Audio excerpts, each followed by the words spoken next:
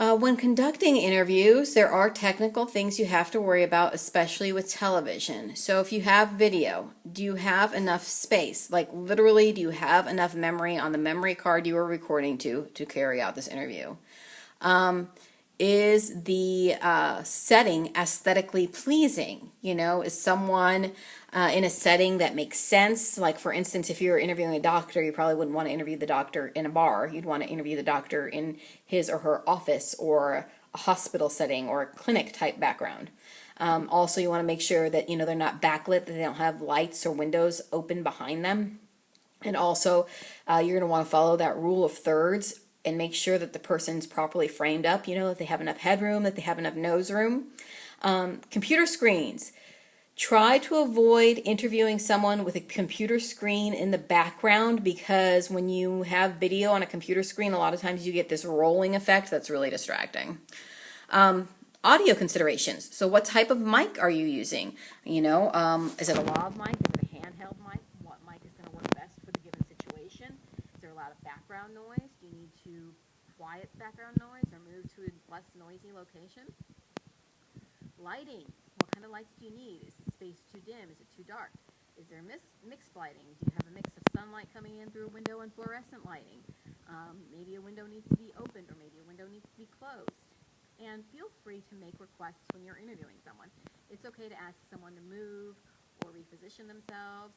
I've even had to ask people to take off jewelry before, because someone was wearing a mic, clipped on their shirt, and had this big chunky necklace, and every time they would move just the littlest bit, this necklace would clack against the microphone. So I was like, it'd really be great if you could lose the necklace. So it's okay to make reasonable requests of people when you are interviewing them. What do you think of my living room? That's my downstairs living room. Yeah, I got guitars on the wall and golf balls. Very interesting.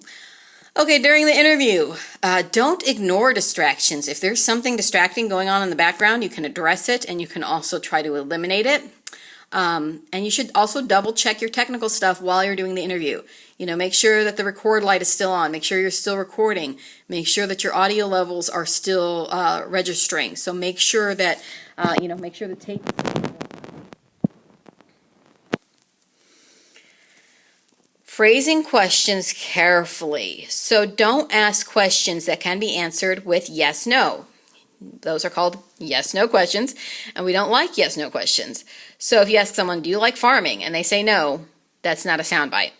So you can reframe the question. What do you like about farming? And then someone can tell you, what they like about it, and you get a little bit more of an involved quote that way. And instead of asking an eyewitness, did you see the accident? And they just said yes, you can say, what did you see? And then hopefully they will be a little bit more open and explain a little bit more in depth to you. It is really hard to interview kids, and it's really hard to interview shy people. Generally, we don't interview a lot of kids, and we don't interview a lot of shy people in the news because it is so tricky. There's that old movie quote that you don't work with animals or children. Children are unpredictable, and a lot of times they clam up. I've actually had, been talking to kids and have them hide behind their parents' legs and just, mumble and not give really great answers. So sometimes you might want to avoid interviewing children unless you, need to interview a kid, because it's a kid-centered story.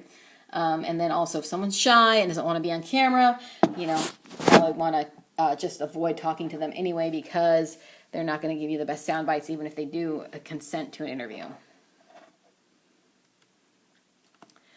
You also want to avoid leading or slanted questions. So what's a leading question? A leading question is a question that leads the interviewee toward giving a particular response. It sure is hot this week, isn't it? And that's going to indicate to the interviewee that you want them to say, why, yes, it is hot this week. Instead, you could say, what do you think of the weather this week? To get them an unbiased question. A leading question can also be a question that assumes something is true when it's not necessarily true. For instance, you could, a leading question might be asking the president, why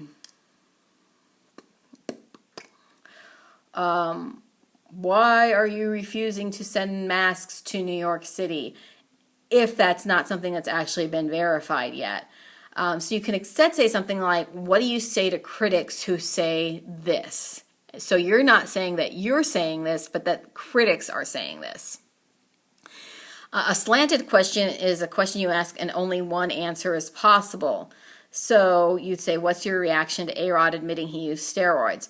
Well, there's not going to be anyone, who's going to be able to conceivably defend something like that. So you don't want to ask, again, a slanted question where only one answer is possible, or that assumes something that is true that is not necessarily true. Because, back when this was originally written up, A-Rod hadn't admitted he used steroids. But you're asking that question as if it's fact, when in fact it is not fact. It's a good idea to warm up off camera. Again, practice your questions ahead of time and practice reading your questions out loud.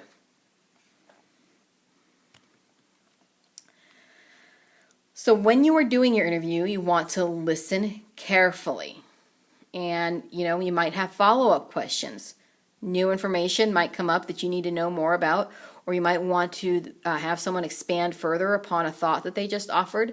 So ask follow-up questions when it's appropriate. Also, especially if you're dealing with politicians or lawyers, if you're not getting a full answer, call someone out on that. You deserve to get a full answer to your question.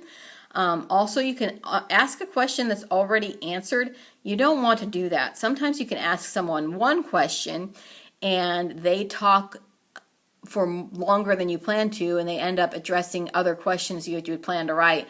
So if they've already answered something and you end up asking it again because you weren't really paying attention to their answer, you're going to look really stupid. And then, of course, when you are doing an interview, you want to maintain eye contact with someone. It's okay to look down occasionally and jot down notes, and look down occasionally at your equipment, and make sure that you're recording. And when you're holding a video camera yourself, because you don't have a videographer, because you work at a news station that's cutting the budget, you do want to look through your viewfinder and make sure that you're getting a good recording. But it's a good idea to tilt your head, around and actually look the person in the eye every once in a while and let them know that you are, in fact, listening and paying attention to them. Tough questions.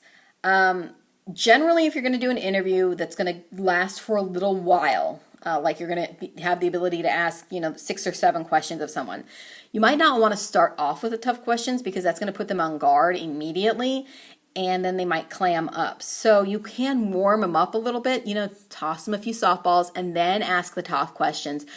But don't be afraid to ask the tough questions, even if you have someone like the president who bristles at tough questions and doesn't like to ask them. That should not deter you from doing your job. So you can ask the tough questions. You should also attribute and phrase questions neutrally. Like, if you're going to ask the president, why did you cheat on your tax returns? You're not going to say, why did you cheat on your tax returns? But you could say something like, people are saying that you cheated on your tax returns. What would be your response to people who make that accusation? And you can use, the straw man. Many people are saying this. Critics are saying this. Opponents are saying this. People are saying this. And attribute your question to the general public. Let the person you're interviewing know, I'm asking this because this is what the people want to know, and you have a responsibility to answer to the people. And be direct. Don't try to beat around the bush. Ask a direct question and expect a direct response to a direct question. Keeping control of an interview. This is hard to do for a novice reporter, especially when you're dealing with people who are used to being interviewed. And this is including and largely to blame among politicians. Politicians are experts in knowing how to control an interview and spin an interview and answer questions half-heartedly in a way that won't piss off anyone, that could be voting for them. So you got to keep control even when you're talking with someone who's a politician.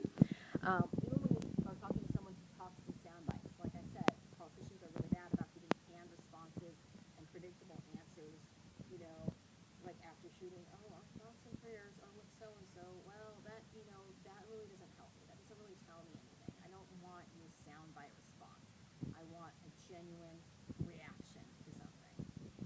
You might talk to people who grab the mic. You need to keep control of that mic. You hold on to the mic.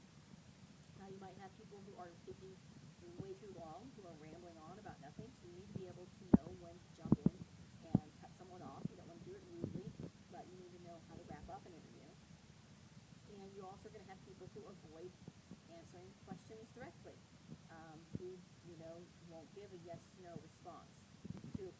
when it's needed. Did you cheat on your tax returns? Yes or no? And, they'll probably give you an answer that in no way, shape, or form is yes or no response. So you're going to have to be able to make sure that when you ask someone a question, that they answer it.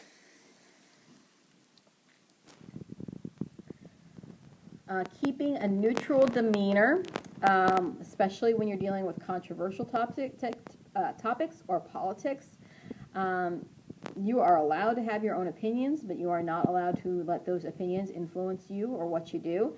You cannot be harder on one person versus another. So you have to, pretend that you're Switzerland. Pretend that you are neutral. Your facial expressions and head movements should portray neutrality as well. It is okay to nod your head slightly just to indicate that you're listening, but you're not going to want to nod your head to such an extent that someone thinks you're agreeing with them. Facial expressions, an occasional smile is okay, but again, you don't want to convey any emotion, including anger or frustration. Reversals are a camera trick that we use. It's basically when you are interviewing someone, generally when you're interviewing someone, the camera's on the person you're interviewing. But occasionally, especially if you have a camera person, the camera person may swing back to the reporter who's asking the questions and show them listening to the response to the questions. Sometimes they do a reversal shot to just, show that the reporter is there and is paying attention. Or sometimes they might do a reversal shot to get a reaction. Like if someone says something completely shocking and the reporter acts with surprise, that might be something you want to show on the news. So again, it's okay to smile, nod, or express mild emotion, but you want to keep yourself relatively neutral and kind of chill on a topic. So you've done the interview. Now you have to identify what's a good soundbite. Okay, so know what you were looking for. Again, you should know what topics you wanted to touch on ahead of time, and you ask the questions, so you should know what kind of answer you were looking for. Estimate the length of what someone says. A good soundbite is generally 8 to 12 seconds long, or about 2 to 3 sentences. Obviously, there can be shorter soundbites and longer soundbites, but that's kind of like the golden rule there, about 8 to 12 seconds. And when you are asking someone questions, make sure you're pausing between questions because you want to give yourself a little bit of space on your tape to cut when it comes time to edit. If you're doing an interview and something doesn't sound right, ask. If someone says, 100,000 people have died of the coronavirus in the United States, be like, well, wait, where are you getting that figure from? Double check things. Just because someone told you something, don't take it as gospel. You have to verify something. There's called double sourcing and triple sourcing it. So if one person tells you something, you need to be skeptical. You need to make sure at least 2 people are telling you the same thing. And if you're really dealing with something controversial or something that could blow up in your face, you're going to want to triple check it and get 3 people telling you the same thing. And if someone makes a claim, and there's no evidence to back that up, but you want to include the claim because it's part of the story, you need to state that there is no verification of this, that nothing supports this argument.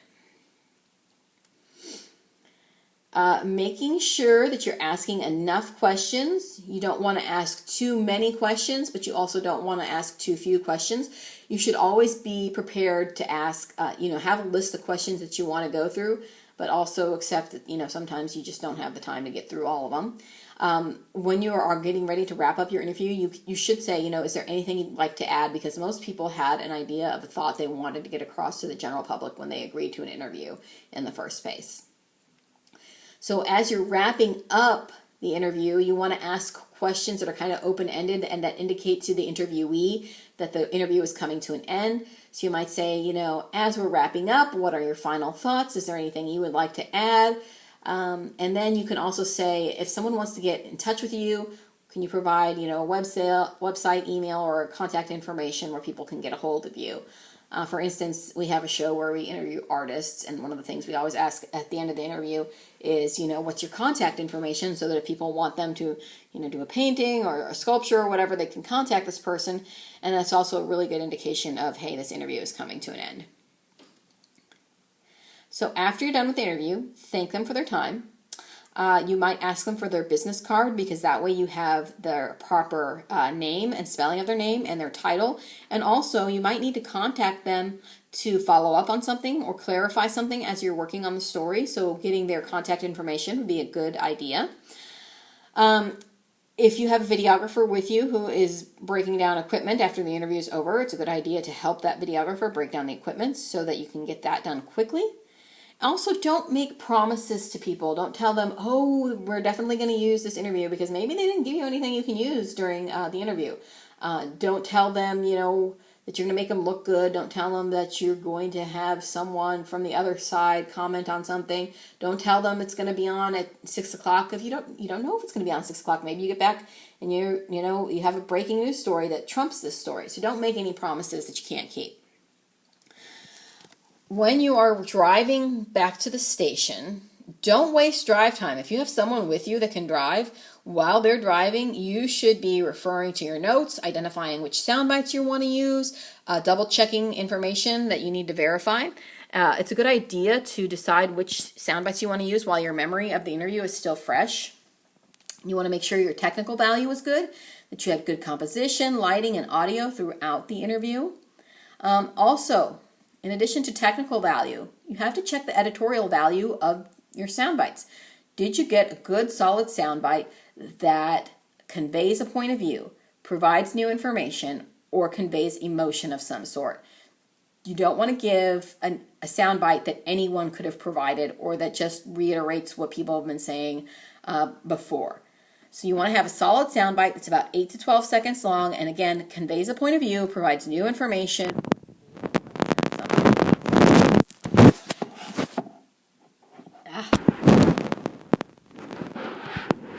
There are special considerations to take into account if you are doing an off-the-record interview, a man-on-the-street interview, or a phone interview, which we call a phoner. So let's talk about each of these. So an off-the-record interview. There's different levels of off-the-record. Okay, so there's on the record. On the record means everything that is said is recorded and can be used or attributed. Okay? If something is unattributable, that means the information can be reported, but the source cannot be named. Many times, reporters, especially those dealing with the upper levels of politics, will have unnamed sources.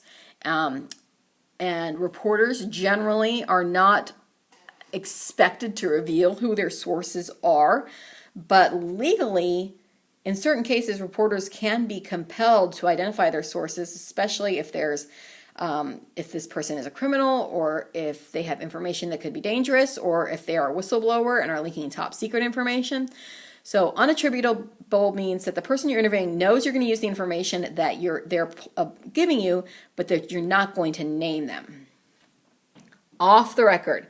So this means you can't use the information that they've given you in your news report, and you cannot use their name. What you can do with off-the-record information is use that information to point you in the right direction. If someone says something to you like, there's a cover-up going on involving McDonald's and their Monopoly game. You didn't hear it from me. So you're not going to say that I have an unnamed source that says, McDonald's is screwing people at the Monopoly game, but what you're going to do is you're going to take that little tip and ask someone who can go on the record with you about that issue. If you agree that something is going to be unattributable or off the record, that agreement must be honored. That is a point of ethics. Again, legally, reporters can be compelled to reveal who their sources are, but that should only be done in extreme situations, and there are many reporters who have gone to jail because they have refused to identify their sources. That to me indicates that person is a professional and takes the ethics of what they are doing very seriously. Each reporter must decide for themselves whether they are willing to go to jail for that. But just keep in mind that if you do reveal your source, you have probably burned that source for good, and they will never talk to you again. And also, word gets around and people will be like, we can't talk to this person because they reveal who their sources are. And if we need to keep ourselves anonymous, this person can't be trusted to maintain our anonymity. If something is going to be off the record, that must be mutually acknowledged in advance. interviewee has to say this is off the record, and the reporter has to acknowledge that, yes, this is off the record. I will not record this. I will only use this to point myself in the right direction. There might be portions of the interview that are off the record. So you might go off the record for a minute, and then you might go back on the record. And a good way to indicate that something's off the record is if you turn your recorder off.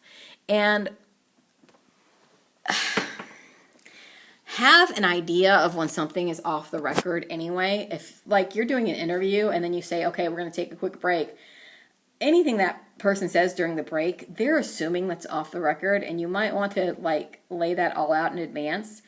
Connie Chung was a famous reporter, a couple generations ago, and she interviewed Newt Gingrich's mom.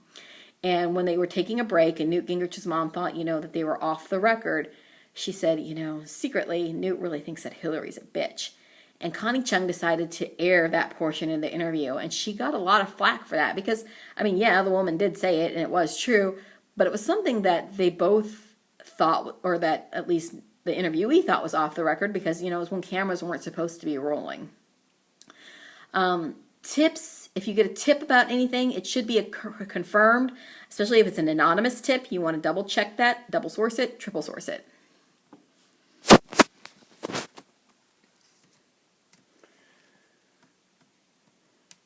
All right. Man on the street interviews. If you're doing a man on the street interview, the questions should be for ordinary citizens. You shouldn't be asking them about obscure news stories or, stories about countries that no one's ever heard of. If you're going to be doing a man on the street interview, you kind of want to ask, ordinary questions. Your setup should be quick. You want to quickly pose a question. When you're doing a man on the street interview, very rarely do you need to get their names because usually you're not going to put a graphic on the screen that identifies who you're talking to because the clips are so quick and you're getting so many of them that the names really aren't important. It's just like, what does the average person think about such and such thing? And if you're doing a man on the street interviews, you want to kind of mix up the background and the direction that your camera's pointing just to make it more visually interesting so you're not asking or doing all the interviews in the exact same spot. If you're doing a phone interview, generally we do phone interviews in radio, not so much in television, because in television we want to actually, be able to get video of the person we're talking to. But if you're doing a phone interview, you're going to want to tell the subject they're being recorded for broadcast, which means that their voice is being recorded, and during the news, at some point, their voice will be played back. You need to make that crystal clear to people. Tell them this isn't just for informational purposes. This is going to be used for broadcast. When you're doing a phone interview, check your levels. Make sure your mic volume's good. Phone interviews should be brief. You should let the subject finish their thought. You shouldn't be interrupting them a lot. You should ask them at the end, again, if there's anything they'd like to add. If this is going to be an interview that's done for television, you're going to want to let the graphics department know that you've got a phone interview coming for them. And again, a phone interview should only be used when it's a last resort. Sometimes it has to happen. If there's a big breaking story and you need to hear from the senator, and the senator's in Washington, D.C., and you're in Jefferson City, it's going to be impossible to interview them in person. So you can use a phone interview in extreme situations, but again, it's something you kind of want to try to avoid unless it's a breaking story or a huge story, or it's just something, that can't be avoided. Now, though, we are seeing a lot more phone interviews or Skype interviews or interviews done, via different apps and whatnot because, social distancing. Bill Maher, I love Bill Maher's show, and he did a show from his house the other day where he was just interviewing people one-on-one, via satellite. So, changing world. But again, at least he had video for that. And good interview checklist to have. So, you should develop a technique of asking short questions to get right to the point. Phrase the question without apologies and in a matter-of-fact manner. Don't be like, sorry I have to ask that, or, I know that you don't like to answer these types of questions. Just ask the question, and just ask it straightforwardly. Don't get confrontational or adversarial. You don't have to ahead of time, but don't be afraid to just ask your questions point blank. Pause between questions, even Even when dealing with less volatile subjects, you are likely to get more thoughtful answers. So sometimes if someone answers a question, and I do this in interviews too, when I'm interviewing people like for jobs, I ask them a question and they answer, and then they stop talking, and then I just kind of sit there and don't say anything for a couple seconds, and a lot of times they'll start expounding upon their previous answer and talking, because it's hard to sit in silence, and people try to fill that silence a lot of times. If a person is hedging, if a person is not wanting to ask a question and is being hesitant, you might want to take the time to explain to them what the information is being used for, and explain that you do not have an editorial position. You don't have an opinion on that. You're not trying to get them to say something that you want them to say. You're not trying to get them to say anything that's untrue. You are just trying to get this information out there for the public. So explain to them that you're neutral. So that is our lecture on interviewing. Next, we're going to talk about covering planned events, and we're going to also discuss the interview assignment that you have. So if you have questions after reading through the announcements and the assignments section about the interview assignment, you're going to want to go ahead and watch the second part of this video, and towards the end of the video, I will be talking about the assignment, so you can fast forward it a little bit if you want to. But this is part 1 of interviewing, and you should try to watch that this week, April 7th and 9th. And this will definitely help you as you are crafting your questions, which that is going to be due on Thursday, April 9th. So we'll take a break right here and check out part 2.